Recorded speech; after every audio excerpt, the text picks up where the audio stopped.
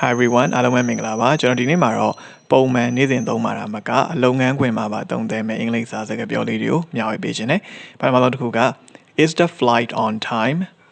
is the flight on time okay လေယာဉ်ကအချိန်မှန်ပါလားเนาะဆိုတော့မလေယာဉ်က3နာရီထွက်မယ်လို့ပြောရရင်3နာရီကွက်တိထွက်မှာလားเนาะဒါမျိုးပြောတာ on time ဆိုတာအဲ့ဒီအချိန်လုံးမဲ့အဲ့ဒီအချိန်ဖြစ်မယ်လို့ပြောရရင်အဲ့ဒီအချိန်မှာအတိအကျဖြစ်မှာလားเนาะဒါမျိုး on time ဆိုတာလေးနဲ့သုံးလို့ရတယ်နောက်တစ်ခုကကျတော့is delayed okay ပုံမှန်ချိန်ထက်နောက်ကျမယ်เนาะဆိုတော့ပုံမှန်ချိန်ထက်နောက်ကျတာမျိုး delay လို့ခေါ်တယ်ဥပမာ3နာရီလို့ပြောရရင်4နာရီလောက်မှာထွက်တာမျိုးเนาะဒါမျိုးဆိုတာ delay ဖြစ်တာပေါ့เนาะနောက်တစ်ခုကကျတော့ is postpone okay postpone ကကြတော့သူကကြတော့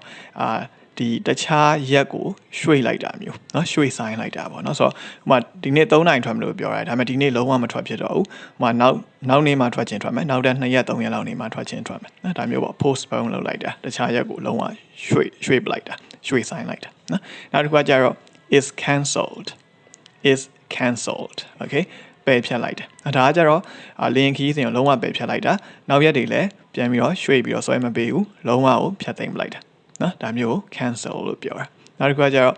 what's the marketing plan okay marketing အစီအစဉ်ကဘာလဲပေါ့နော်နောက်တစ်ခုကကျတော့ it's not decided yet okay မဆုံးဖြတ်သေးဘူးနော်ဆိုတော့ခုနကလိုပေါ့ဥပမာ marketing plan ကဘာလဲလို့မေးရဆိုရင် it's not decided yet ဆိုရင်အဲ့ဒီ marketing အစီအစဉ်ကဘယ်လိုပုံစံမျိုးလုပ်မလဲဆိုတော့အခုဒီမဆုံးဖြတ်သေးဘူးဒါမျိုးပြောချင်တာ it's not decided yet နောက်တစ်ခုကကျတော့is still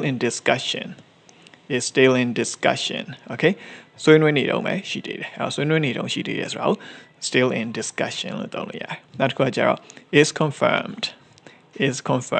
okay သိကြရဲအတည်ပြုပြီးသွားပြီเนาะအားမျိုး confirm ဖြစ်သွားတယ်ဆို is confirmed okay ဒါမျိုးလေးပြောလို့ရတယ်ဟုတ်ကဲ့ပါ foundation for english ရဲ့သင်ခန်းစာလေးတွေကို Facebook မှာ YouTube မှာလေ့လာလို့ရပါတယ်လေ့လာပြီးတော့ကိုလည်းကျေးဇူးအများကြီးတင်ပါတယ်နောက်ထပ်သင်ခန်းစာဗီဒီယိုတွေမှာပြန်တွေ့ပါမယ် see you in the next video